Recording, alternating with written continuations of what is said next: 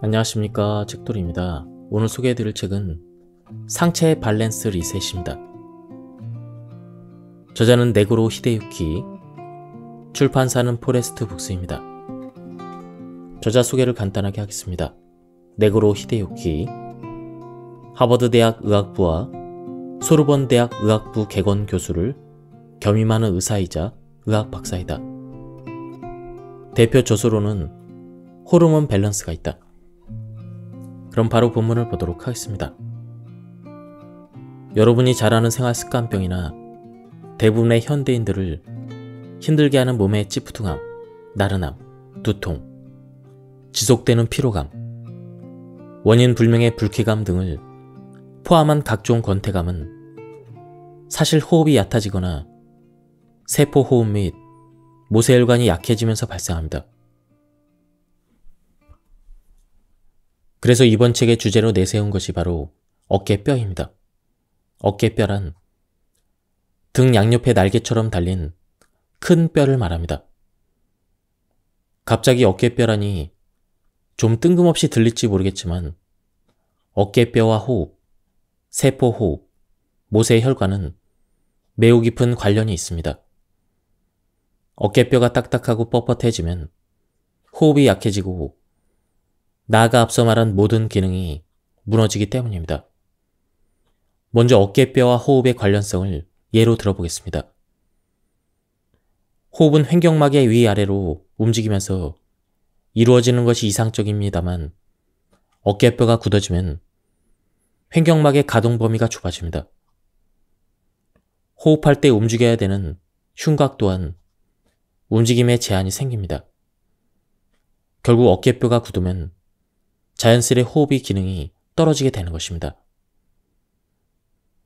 다음으로 어깨뼈와 세포호흡 간의 관계를 살펴보겠습니다. 세포호흡이 잘 이루어지려면 충분한 산소 공급이 필요한데 어깨뼈가 굳으면 호흡이 얕아지니 산소 공급량은 당연히 줄어들 수밖에 없습니다. 따라서 어깨뼈가 뻣뻣해지면 세포호흡에도 지장이 생깁니다.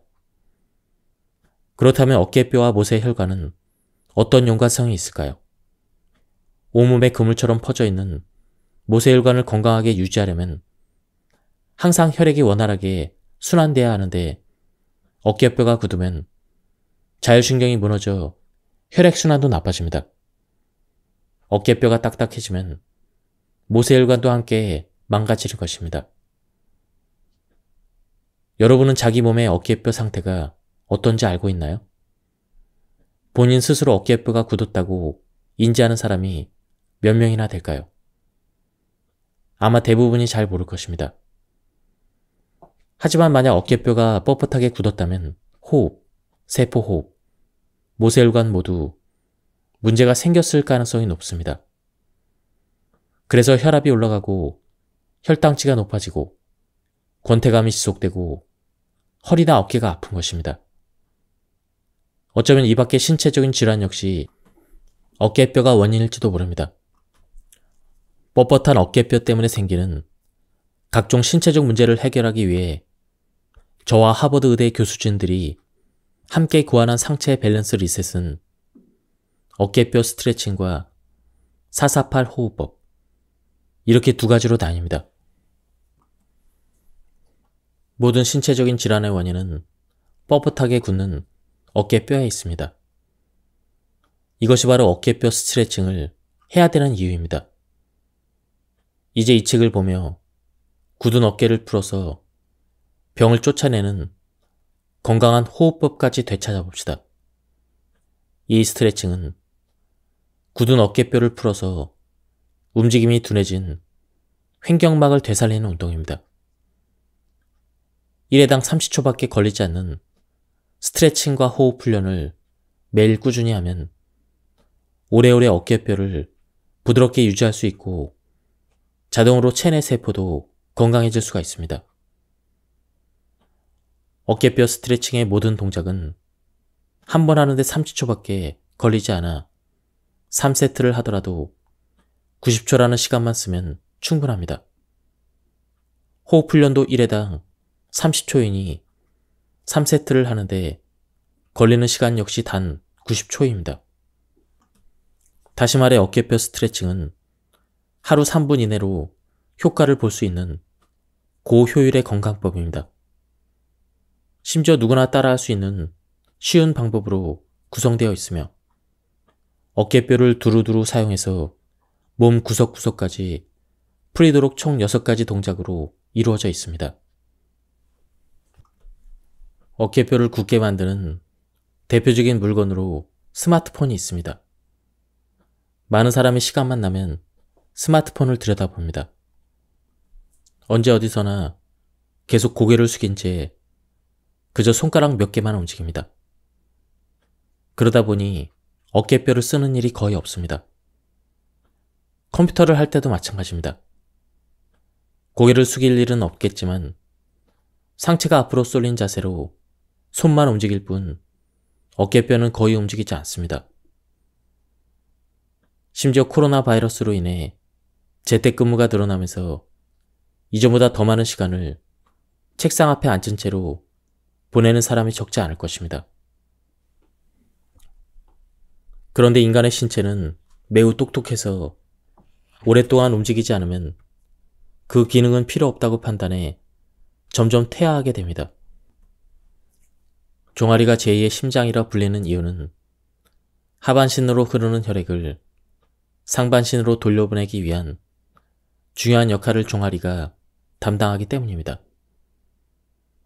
하반신에서 상반신으로 향하는 움직임은 중력을 거스르는 일이기에 새삼 종아리가 얼마나 대단한 역할을 하는지 대략 짐작할 수가 있습니다.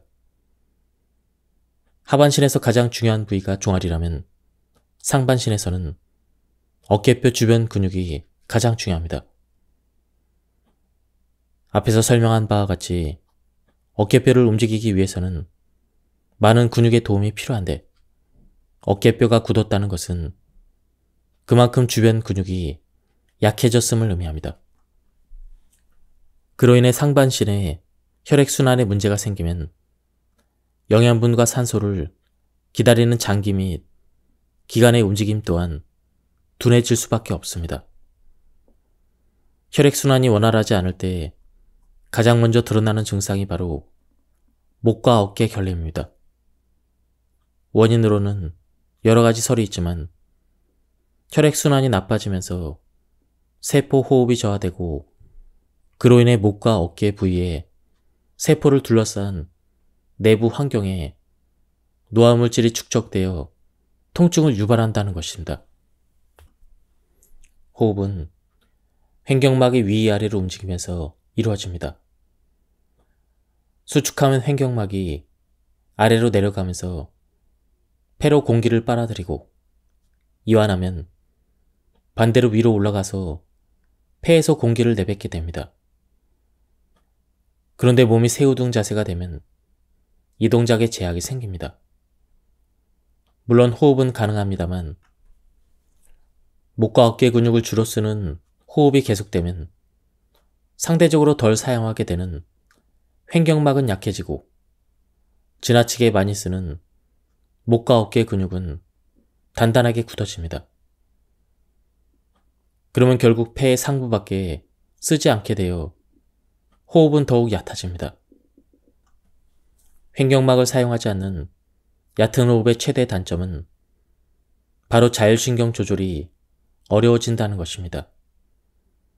자율신경은 호흡, 체온 조절, 심장의 활동 등 생명 유지에 필요한 기능을 우리의 의지와 상관없이 24시간 관리해줍니다. 자율신경이 정상적으로 작동하기 때문에 지금 우리가 이렇게 살아가는 것입니다. 이 자율신경을 우리 의지대로 조절할 수 있는 유일한 방법이 바로 횡격막을 사용하는 호흡법입니다. 바꿔 말하면 어깨뼈가 딱딱하게 굳으면 자율신경을 스스로 조절할 수 없게 되어 각종 신체적인 질환이 생겨날 뿐 아니라 최악의 경우 증상이 악화돼도 막을 수조차 없는 것입니다. 다음은 어깨뼈 스트레칭 방법입니다. 1. 앉아서 양손을 쭉 뻗어 어깨뼈를 연다. 2. 어깨뼈를 앞뒤로 돌린다. 3. 손으로 어깨뼈를 잡고 돌려준다. 4. 수건을 팽팽하게 잡고 위로 올렸다가 내려준다. 5. 맨손으로 하는 로잉 운동. 6. 양손으로 벽 모퉁이를 민다. 어깨뼈 스트레칭과 448 호흡법 모두 누구나 곧바로 할 수 있을 만큼 쉽고 안전한 동작으로 구성되어 있지만 만약 운동 중에 조금이라도 불편하거나 통증이 있다면 바로 중단하고 전문의나 주치의에게 상의하시길 바랍니다. 뻣뻣해진 어깨뼈든 움직임이 둔해진 횡격막이든 한번 진행하는 정도로 몸이 좋아지진 않습니다. 매일 꾸준히 실천해야 합니다. 이 운동을 습관화하는 것이 가장 중요합니다. 조금이라도 더 어깨뼈를 움직이고 횡격막을 사용해서 제대로 호흡을 하는 등 평소에도 어깨뼈와 횡격막의 움직임을 의식하면 이 운동이 시너지 효과를 일으켜 어깨뼈는 더욱 부드러워지고 호흡 또한 달라질 것입니다. 다음은 횡격막을 되살리는 448 호흡법입니다. 1. 의자에 앉아 양손을 배꼽 위에 얹는다. 숨을 들이쉰다. 배가 볼록해지는 것을 느끼면서 4초간 코로 숨을 들이쉰다. 4초간 숨을 멈춘다. 배를 다시 집어넣으면서 8초간 코로 숨을 내쉰다. 1번에서 4번 동작을 총 2회 반복한다. 호흡이 24시간 내내 쉼없이 이루어져야 되는 이유는 영양소와 달리 산소는 체내에 쌓아둘 수 없기 때문입니다. 미토콘드리아 공장에서 생성되는 에너지는 ATP라고 부르는데 이 ATP도 체내에 계속 머무르지 못하고 평균 1분 이내에 소비됩니다. ATP의 하루 평균 생산량은 자신의 체중과 비슷한 양이라고 보시면 됩니다. 이렇게 미토콘드리아 공장에서 산소를 흡수하는 과정을 호흡이라고 부릅니다. 자세히 설명하자면 외부에서 체내로 산소를 흡수하는 폐호흡과 체내에 들어온 산소를 세포 내로 흡수하는 세포호흡까지 이루어져야 비로소 에너지가 생성됩니다. 어깨뼈가 뻣뻣하게 굳어 호흡이 얕아지면 세포호흡에 지장이 생깁니다. 바로 몸속에 산소가 부족해져서 원자료의 운반에 차질이 생기는 것입니다. 충분한 산소가 전달되지 않는 부위에는 당연히 문제가 생깁니다. 예컨대 근육세포에 문제가 생긴다면 어깨 결림과 요통, 피부세포라면 기미나 주름, 혹은 피부 탄력이 떨어지는 등 증상이 나타납니다. 무엇보다 산소가 부족한 경우 가장 문제가 되는 부위는 뇌 부위입니다. 뇌의 무게는 체중의 약 2%를 차지하지만 산소 소비량은 무려 전체의 20%에 달합니다. 그만큼 뇌는 산소를 많이 필요로 하는 장기여서 산소 공급이 5분만 중단되어도 괴사가 시작됩니다. 특히 뇌는 조금만 산소가 부족해도 바로 증상이 나타납니다. 대표적인 예가 어지럼증입니다. 누구나 한 번쯤 갑자기 일어섰을 때 머리가 띵하며 어지러운 느낌이 든 적이 있을 것입니다. 어지럼증은 뇌에 산소가 부족할 때 나타나는 증상 중의 하나입니다. 또 집중력 및 판단력 저하, 잦은 건망증, 계속되는 졸음, 반복되는 두통은 모두 뇌에 산소가 충분히 공급되지 않아 생기는 문제입니다. 이러한 증상으로 고민되는 분들은 호흡이 얕아졌을 가능성이 높습니다. 폐호흡을 통해 체내로 들어온 공기가 모두 폐로 공급되는 것은 아닙니다. 그 중에 일부는 몸속으로 들어와도 폐포까지 도달하지 못한 채 그대로 다시 밖으로 나가는데 평균적으로 호흡 1회당 공기 150ml가 체내에 흡수되지 않고 다시 밖으로 배출됩니다. 호흡이 깊든 얕든 간에 배출되는 산소의 양은 일정합니다. 즉 호흡이 얕아질수록 체내로 흡수되는 산소의 양이 줄어들 수밖에 없다는 것입니다. 활성산소가 늘어나는 원인 중 하나는 노화에 따른 항산화 기능의 약화입니다. 우리 몸의 항산화 시스템은 20대를 정점으로 매년 조금씩 쇠퇴합니다. 활성산소 처리 능력이 떨어져 각종 신체의 기능이 점차 저하되는 것을 두고 노화 현상이라고 부릅니다. 다음으로 또 다른 이유는 활성산소의 대량 발생입니다. 스트레스, 과음, 불규칙한 생활습관, 흡연, 인공 첨가물이 포함된 식품의 과다 섭취, 자외선의 노출, 격한 운동 등 발생일자는 매우 다양합니다만 모두 산소를 원료로 한다는 점이 공통점입니다. 다시 말해 물리적, 육체적, 정신적, 스트레스의 영향으로 대량의 활성산소가 발생하게 됩니다. 이렇게 발생한 활성산소는 세포를 공격하기 시작하는데 그것이 바로 만병의 근원이 됩니다. 이때 활성산소로 인한 피해를 가장 크게 받는 것이 바로 혈관입니다. 자율신경의 종합력이 감소되는 주요 원인은 부교감신경의 쇠퇴입니다. 나이를 먹어도 교감신경은 어느 정도 유지되지만 부교감신경은 계속해서 감소합니다. 나이가 들수록 잠이 잘 들지 않는 이유는 우리 몸이 부교감신경으로 전환되어야 하는 그 시간대까지 교감신경이 활성화되어 있기 때문입니다. 게다가 현대인들은 교감신경이 과하게 활성화될 수밖에 없는 스트레스 유발 요인이 가득한 사회에 살고 있어 두 신경의 격차가 점점 더 벌어지고 있습니다. 자율신경 불균형으로 인한 컨디션의 난조는 현대인들의 특징이라 할 수 있을 정도입니다. 특히 이 자율신경의 불균형에 박차를 가하는 요인이 다름 아닌 얕은 호흡입니다. 호흡이 얕아지면 교감신경을 자극합니다. 가슴 호흡과 복식 호흡으로 적절히 나눠서 숨을 쉬면 부교감신경이 쉽게 촉진되지만 어깨뼈가 뻣뻣하게 굳어 호흡이 얕아지면 교감신경만이 계속 활성화됩니다. 우리 몸의 자율신경 균형이 자꾸만 무너지는 이유는 어쩌면 뻣뻣하게 굳은 어깨뼈가 원인일지도 모릅니다.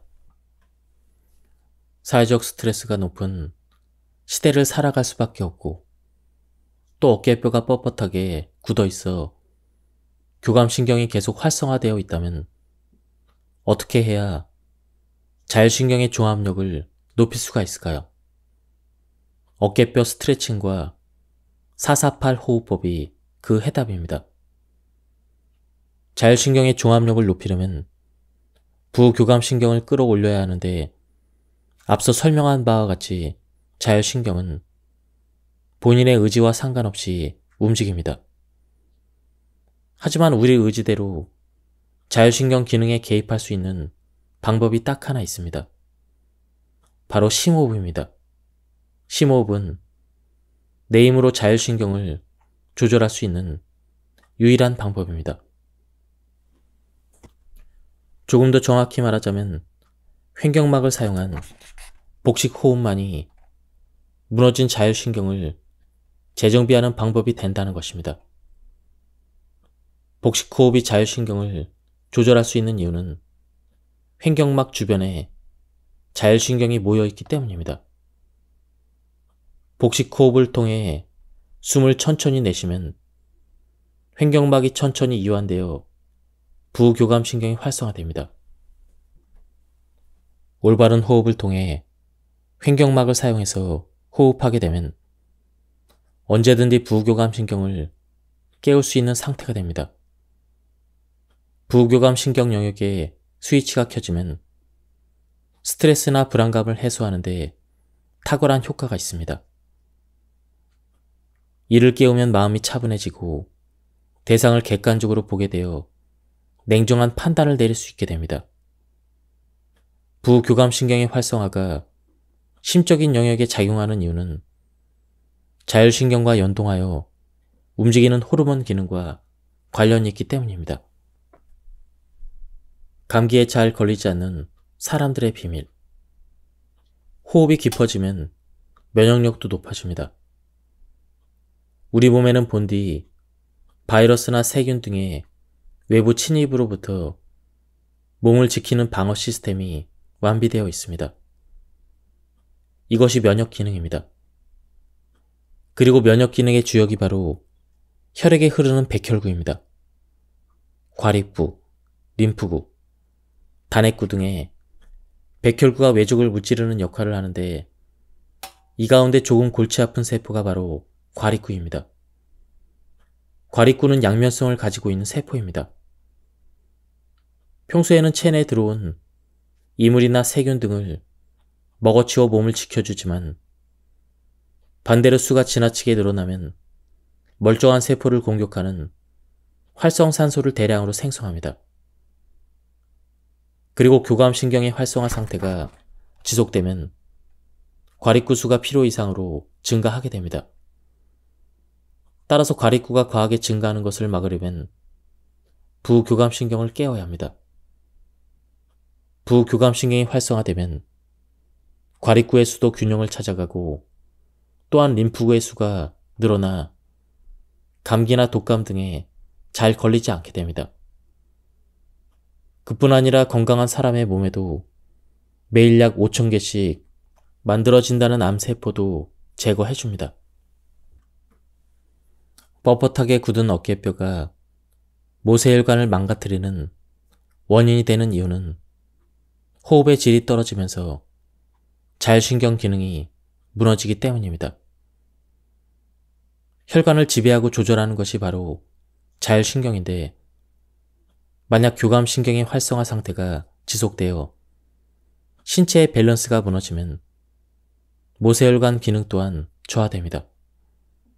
더 구체적으로 설명하자면 모세혈관 내의 혈액순환 기능이 떨어져서 결국 더는 혈액이 흐르지 않게 됩니다. 다시 말해 몸속에서 어떠한 물질의 운반도 회수도 불가능해진다는 것입니다. 이러한 상태로 변한 모세혈관을 고스트 혈관이라고 부릅니다. 존재하지만 혈액이 흐르지 않는 혈관을 의미합니다. 고스트 혈관은 노화에 의해서도 발생합니다. 건강한 모세혈관의 세포는 약 1000일 정도가 지나면 새로운 세포로 다시 채워지는데 40대부터 신진대사 기능이 떨어지면서 점차 죽은 세포가 증가해서 60대가 되면 모세혈관 수가 40%나 감소합니다. 이때 고스트 혈관을 그대로 방치하면 혈관을 구성하는 세포가 죽어 혈관 자체가 소멸해버립니다. 그러면 당연히 모세혈관을 통해 산소와 영양소를 흡수하던 세포도 제대로 활동할 수 없게 되고 졸지의 기능 부전 상태에 빠진 세포를 떠안게 된 장기나 기관에서는 각종 질환이 발생합니다. 모세혈관이 처리하지 못한 10에서 20%의 노폐물은 어떻게 처리될까요? 잔류 노폐물은 림프계를 통해 회수됩니다. 림프계는 모세혈관에 엉켜붙듯이 존재해서 잔류 노폐물을 남김없이 깨끗하게 회수해줍니다. 이 림프계의 기능도 실은 어깨뼈와 깊은 관련이 있습니다. 앞에서 혈액은 40에서 60초 만에 우리 몸을 한 바퀴 순환한다고 설명했는데 림프계에는 혈액을 펌프로 밀어내는 심장과 같은 장기가 존재하지 않기에 느릿느릿하게 운행됩니다. 1분 동안 24cm밖에 움직이지 않습니다. 그래서 림프계에서 회수한 노폐물이 종착역인 발끝부터 쇄골 아래에 있는 정맥각까지 오는데 대략 한나절이 걸립니다. 이러한 림프계의 순환 기능이 원활하게 이루어지도록 도와주는 중요한 부위 중 하나가 근육입니다. 근육이 수축함으로써 림프계는 훨씬 부드럽게 흐릅니다. 그런데 근육이 쇠약해졌거나 평소에 근육을 잘 쓰지 않아 움직임이 둔해지면 노폐물을 정맥각까지 운반하는 데 지장이 생깁니다. 이런 중요한 역할을 맡고 있는 대표적인 부위가 바로 쇄골 아래에 있는 어깨뼈 주변의 근육입니다. 이는 중력을 거슬러 혈액을 끌어올리는 일명 우리 몸의 제2의 심장이라 불리는 종아리와 같은 역할을 한다고 할 수가 있습니다. 결국 어깨뼈가 뻣뻣하게 굳으면 모세혈관뿐만 아니라 림프계의 기능까지 악화시켜 쉽게 지치고 피로가 좀처럼 풀리지 않는 몸으로 변해버리는 것입니다. 몸이 붓는 증상인 부종도 모세혈관 및 림프계가 막히면서 생기는 문제입니다. 약해진 모세혈관은 되살리고 건강한 모세혈관은 늘리자. 혈관세포는 혈관이 막혀서 혈액이 원활하게 순환되지 않으면 그 기능이 저하되지만 반대로 혈액이 잘 흐르면 쉽게 회복됩니다. 즉, 손상된 모세혈관을 되살리고 건강한 모세혈관을 늘리려면 모세혈관에 혈액이 잘 흐르도록 혈류부터 뚫어야 합니다. 부교감신경을 깨우면 혈류가 개선됩니다. 부교감신경이 활성화되면 혈관이 이완되어 혈액이 잘 흐릅니다. 반대로 교감신경이 활성화되면 혈관이 수축하여 혈액순환에 지장이 생깁니다. 어깨뼈가 뻣뻣하게 굳으면 자율신경의 밸런스가 무너져 모세혈관의 태화가 초래되지만 어깨뼈의 스트레칭과 448 호흡법으로 어깨뼈를 풀어주고 횡격막을 이용해 숨을 쉬면 태화한 모세혈관도 되살릴 수가 있습니다. 우리 몸 구석구석에 있는 모든 모세혈관에 혈액이 잘 흐르게 하려면 모세혈관을 열어두는 시간을 확보해야 합니다. 혈액의 약 60초 만에 우리 몸을 한 바퀴 순환한다고 하지만 무려 99,000km나 되는 모든 모세혈관에 혈액이 원활하게 흐르려면 모세혈관 자체를 이완하여 혈액이 지나가는 통로를 충분히 열어둘 필요가 있습니다. 그렇게 하려면 의식적으로 부교감신경을 활성화해야 합니다. 어깨뼈가 계속 뻣뻣하게 굳어있으면 자율신경 조절이 어려워져서 부교감신경의 활성화를 방해합니다. 반대로 딱딱하게 굳은 어깨뼈를 풀면 횡격막이 되살아나고 깊은 숨을 들이쉬는 건강한 몸으로 돌아갈 수가 있습니다. 언제든 내 의지로 부교감신경을 활성화할 수 있는 몸을 만들면 태화한 모세혈관이 되살아날 뿐 아니라 모세혈관을 통해 영양소를 공급받는 세포도 함께 건강해집니다. 여러분의 대다수가 뻐근한 어깨뼈가 각종 신체적인 질환의 원인이 된다고 예상치 못했을 것입니다. 물론 어깨뼈가 뻣뻣하게 굳었다고 해서 이 책에서 소개한 증상이 반드시 나타나는 것은 아닙니다. 그러나 어깨뼈가 뻣뻣해지면 호흡의 질 악화, 세포 호흡 기능 저하, 모세혈관의 태아 등과 같은 증상을 초래한다는 사실은 모두 최신 연구에서 밝혀졌습니다. 딱딱하게 굳은 어깨를 그대로 방치하면 머지않아 몸 곳곳에 이상 징후가 발생할 가능성이 높습니다. 반대로 어깨가 부드러워지면 일, 공부, 스포츠 등 본인이 집중하는 분야에서 더 높은 성과를 발휘할 수가 있습니다.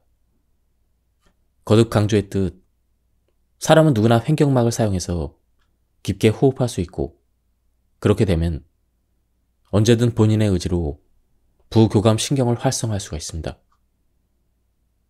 그러면 필요 이상으로 곤두선 신경이나 감정을 가라앉힐 수 있어 스트레스 및 질환을 이기는 몸과 마음을 얻게 됩니다. 그러므로 뻣뻣한 어깨뼈보다 말랑말랑한 어깨뼈가 여러 측면에서 훨씬 더 유리합니다. 또 얕은 호흡보다는 깊은 호흡을 하는 것이 지금보다 더 건강해지는 지름길입니다. 그러기 위해서 지금 당장 언제 어디서든지 실천할 수 있는 어깨뼈 스트레칭과 448 호흡법을 해봅시다. 한 동작당 30초로 구성된 아주 쉬운 동작입니다. 이 루틴을 오늘부터 여러분의 건강을 책임질 습관으로 만드시길 바랍니다. 지금까지 이 책에 대한 리뷰를 모두 마쳤습니다. 저도 이 책을 읽고 저자가 말하는 이 두 가지 방법을 한번 실천해 보려고 합니다.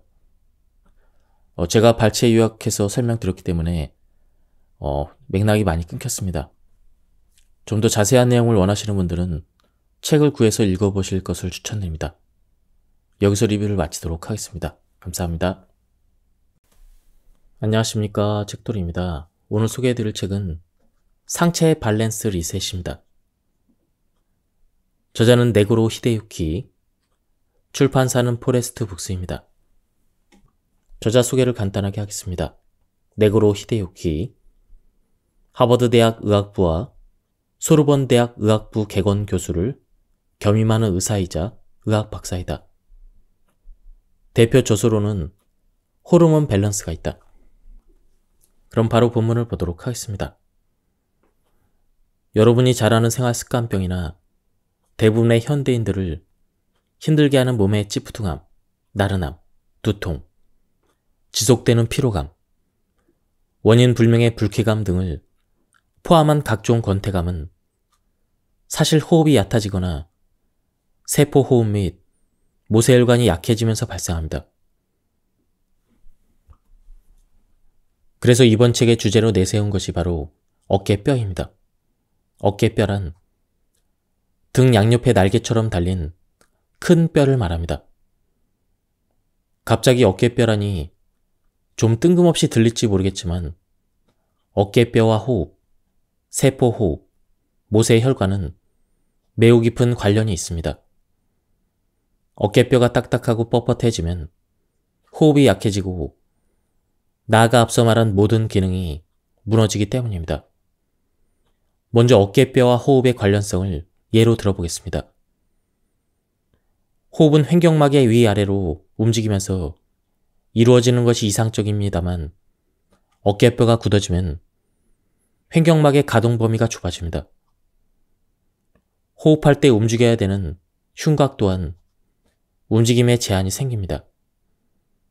결국 어깨뼈가 굳으면 자연스레 호흡의 기능이 떨어지게 되는 것입니다. 다음으로 어깨뼈와 세포호흡 간의 관계를 살펴보겠습니다. 세포호흡이 잘 이루어지려면 충분한 산소 공급이 필요한데 어깨뼈가 굳으면 호흡이 얕아지니 산소 공급량은 당연히 줄어들 수밖에 없습니다. 따라서 어깨뼈가 뻣뻣해지면 세포호흡에도 지장이 생깁니다. 그렇다면 어깨뼈와 모세혈관은 어떤 연관성이 있을까요? 온몸에 그물처럼 퍼져 있는 모세혈관을 건강하게 유지하려면 항상 혈액이 원활하게 순환돼야 하는데 어깨뼈가 굳으면 자율신경이 무너져 혈액순환도 나빠집니다. 어깨뼈가 딱딱해지면 모세혈관도 함께 망가지는 것입니다. 여러분은 자기 몸의 어깨뼈 상태가 어떤지 알고 있나요? 본인 스스로 어깨뼈가 굳었다고 인지하는 사람이 몇 명이나 될까요? 아마 대부분이 잘 모를 것입니다.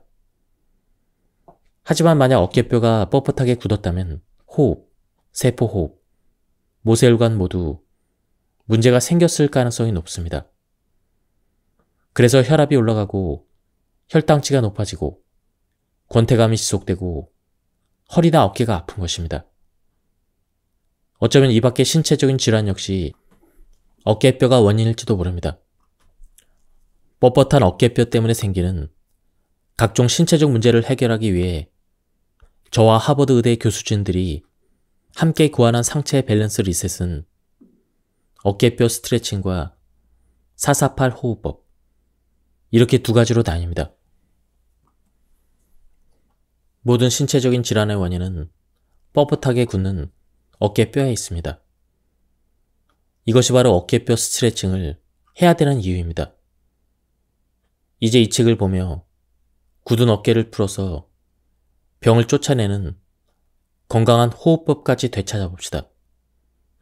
이 스트레칭은 굳은 어깨뼈를 풀어서 움직임이 둔해진 횡격막을 되살리는 운동입니다. 1회당 30초밖에 걸리지 않는 스트레칭과 호흡 훈련을 매일 꾸준히 하면 오래오래 어깨뼈를 부드럽게 유지할 수 있고 자동으로 체내 세포도 건강해질 수가 있습니다.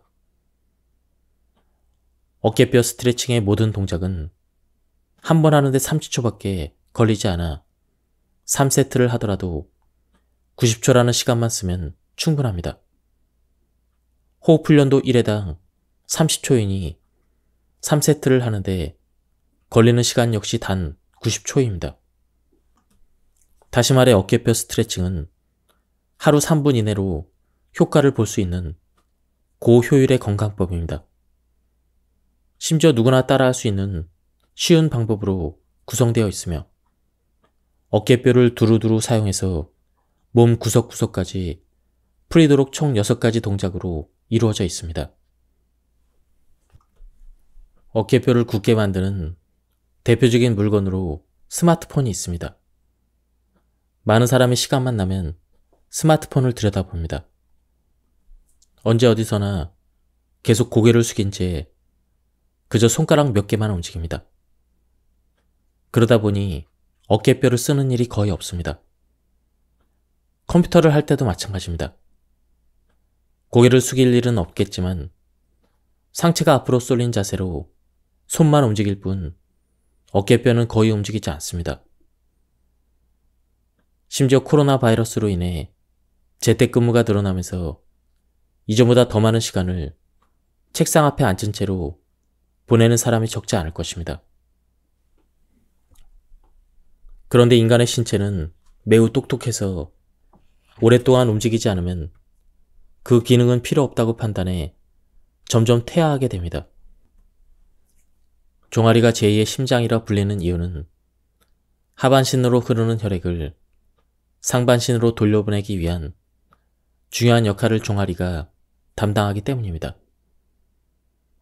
하반신에서 상반신으로 향하는 움직임은 중력을 거스르는 일이기에 새삼 종아리가 얼마나 대단한 역할을 하는지 대략 짐작할 수가 있습니다.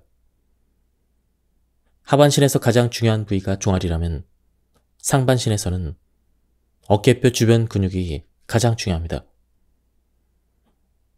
앞에서 설명한 바와 같이 어깨뼈를 움직이기 위해서는 많은 근육의 도움이 필요한데 어깨뼈가 굳었다는 것은 그만큼 주변 근육이 약해졌음을 의미합니다.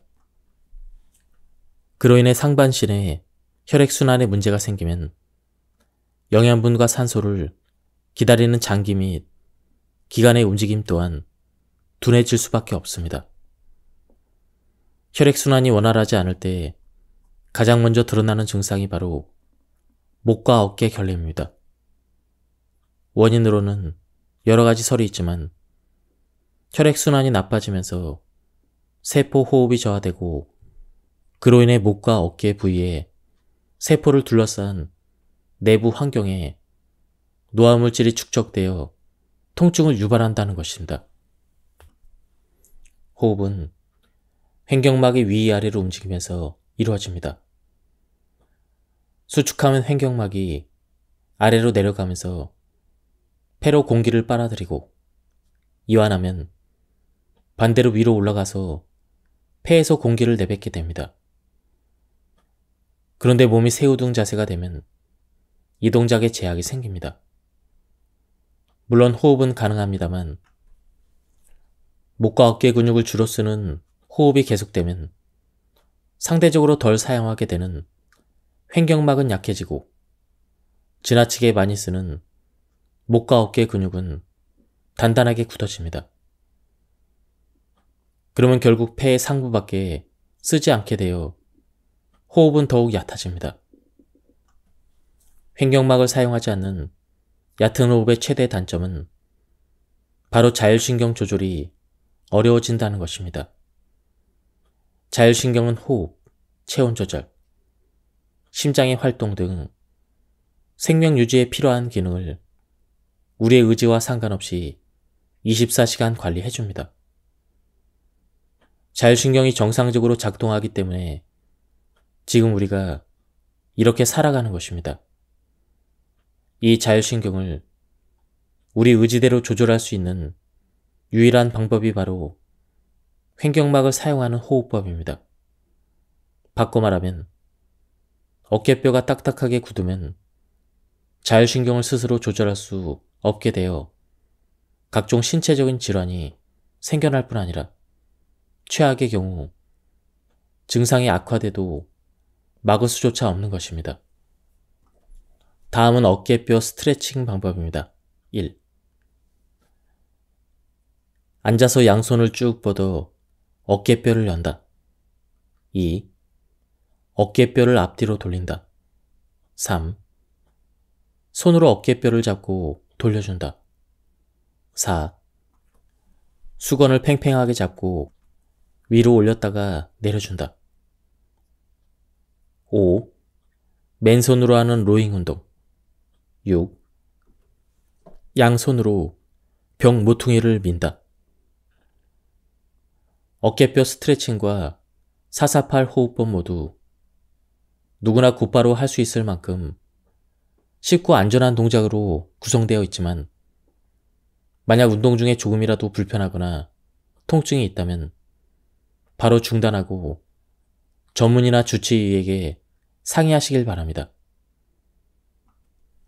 뻣뻣해진 어깨뼈든 움직임이 둔해진 횡격막이든 한 번 진행하는 정도로 몸이 좋아지진 않습니다.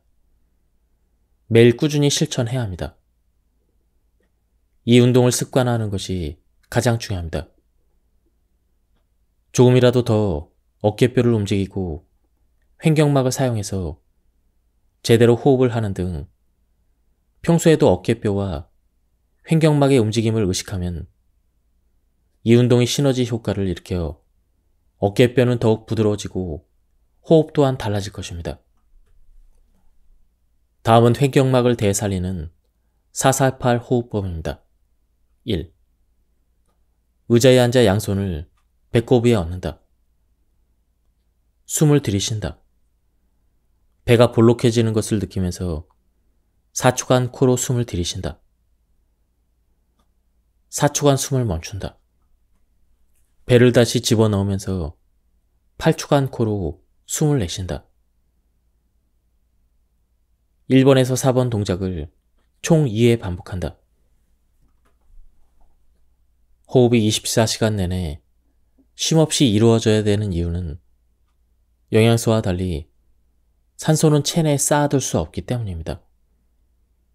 미토콘드리아 공장에서 생성되는 에너지는 ATP라고 부르는데 이 ATP도 체내에 계속 머무르지 못하고 평균 1분 이내에 소비됩니다. ATP의 하루 평균 생산량은 자신의 체중과 비슷한 양이라고 보시면 됩니다. 이렇게 미토콘드리아 공장에서 산소를 흡수하는 과정을 호흡이라고 부릅니다. 자세히 설명하자면 외부에서 체내로 산소를 흡수하는 폐호흡과 체내에 들어온 산소를 세포 내로 흡수하는 세포호흡까지 이루어져야 비로소 에너지가 생성됩니다. 어깨뼈가 뻣뻣하게 굳어 호흡이 얕아지면 세포호흡에 지장이 생깁니다. 바로 몸속에 산소가 부족해져서 원자료의 운반에 차질이 생기는 것입니다. 충분한 산소가 전달되지 않는 부위에는 당연히 문제가 생깁니다. 예컨대 근육세포에 문제가 생긴다면 어깨 결림과 요통, 피부세포라면 기미나 주름, 혹은 피부 탄력이 떨어지는 등 증상이 나타납니다. 무엇보다 산소가 부족한 경우 가장 문제가 되는 부위는 뇌 부위입니다.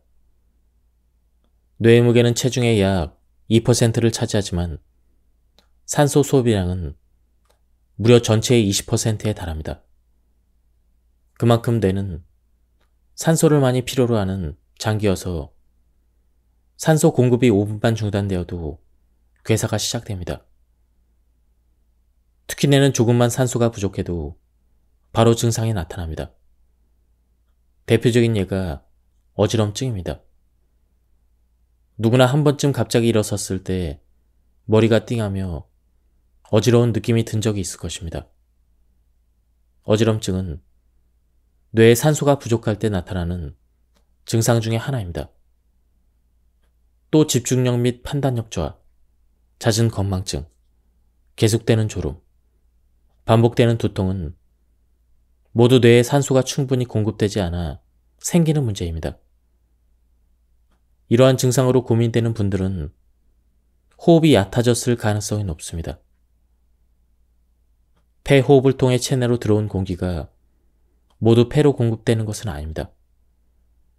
그 중에 일부는 몸속으로 들어와도 폐포까지 도달하지 못한 채 그대로 다시 밖으로 나가는데 평균적으로 호흡 1회당 공기 150ml가 체내에 흡수되지 않고 다시 밖으로 배출됩니다. 호흡이 깊든 얕든 간에 배출되는 산소의 양은 일정합니다. 즉 호흡이 얕아질수록 체내로 흡수되는 산소의 양이 줄어들 수밖에 없다는 것입니다. 활성산소가 늘어나는 원인 중 하나는 노화에 따른 항산화 기능의 약화입니다. 우리 몸의 항산화 시스템은 20대를 정점으로 매년 조금씩 쇠퇴합니다. 활성산소 처리 능력이 떨어져 각종 신체 기능이 점차 저하되는 것을 두고 노화 현상이라고 부릅니다.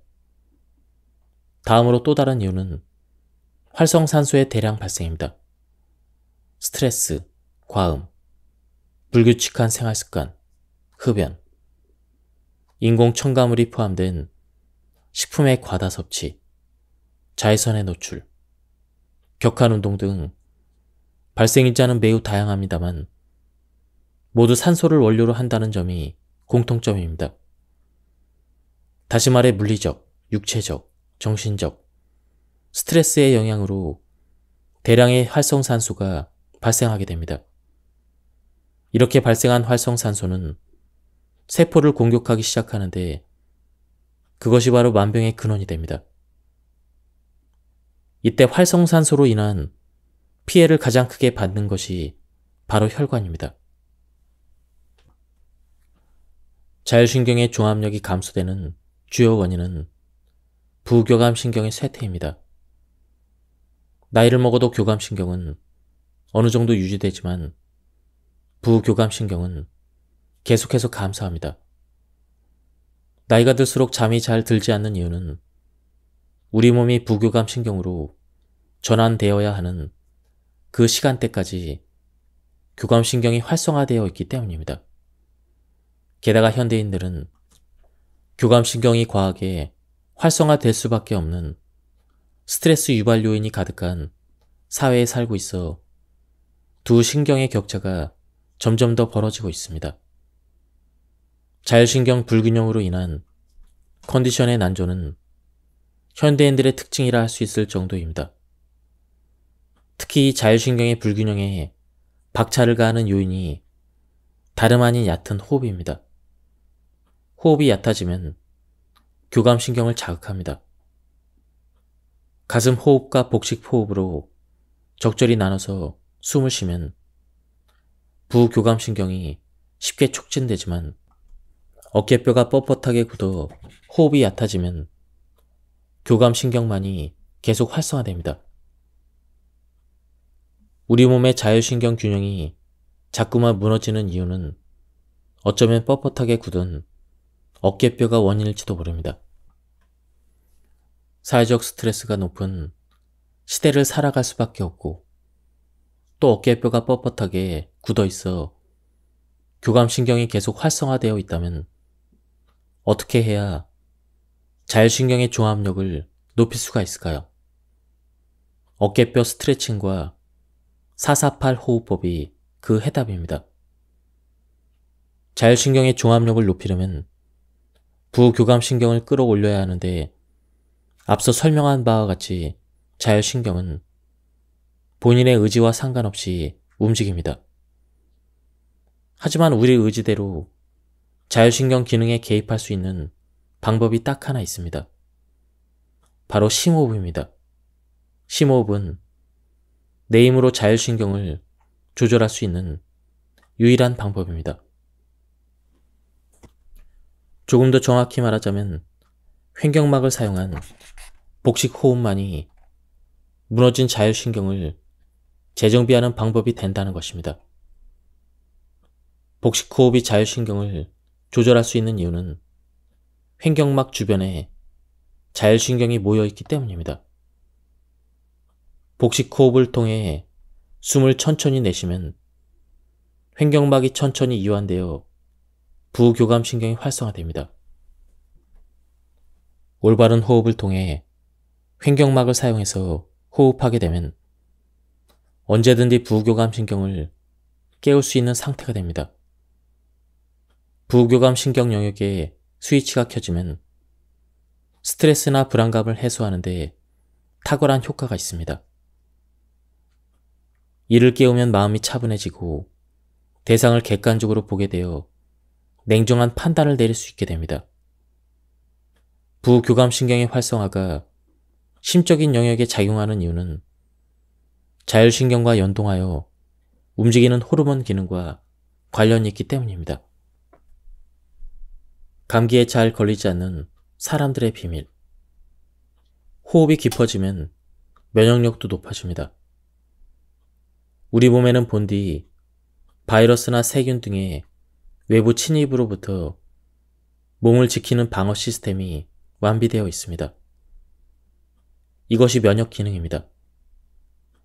그리고 면역 기능의 주역이 바로 혈액에 흐르는 백혈구입니다. 과립구, 림프구, 단핵구 등의 백혈구가 외족을 무찌르는 역할을 하는데 이 가운데 조금 골치 아픈 세포가 바로 과립구입니다. 과립구는 양면성을 가지고 있는 세포입니다. 평소에는 체내에 들어온 이물이나 세균 등을 먹어치워 몸을 지켜주지만 반대로 수가 지나치게 늘어나면 멀쩡한 세포를 공격하는 활성산소를 대량으로 생성합니다. 그리고 교감신경의 활성화 상태가 지속되면 과립구 수가 필요 이상으로 증가하게 됩니다.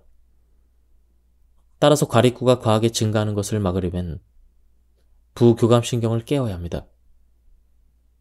부교감신경이 활성화되면 과립구의 수도 균형을 찾아가고 또한 림프구의 수가 늘어나 감기나 독감 등에 잘 걸리지 않게 됩니다.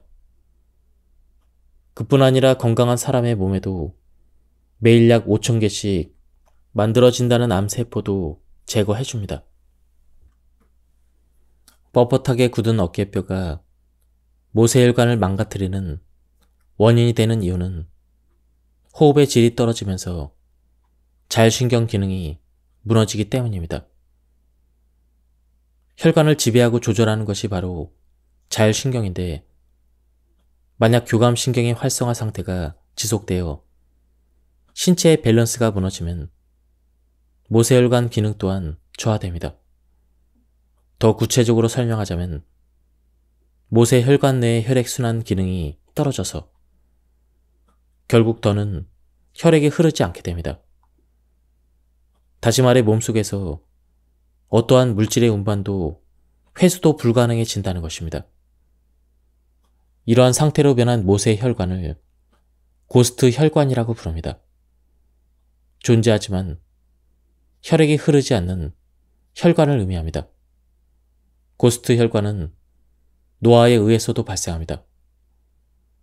건강한 모세혈관의 세포는 약 1000일 정도가 지나면 새로운 세포로 다시 채워지는데 40대부터 신진대사 기능이 떨어지면서 점차 죽은 세포가 증가해서 60대가 되면 모세혈관 수가 40%나 감소합니다. 이때 고스트 혈관을 그대로 방치하면 혈관을 구성하는 세포가 죽어 혈관 자체가 소멸해버립니다.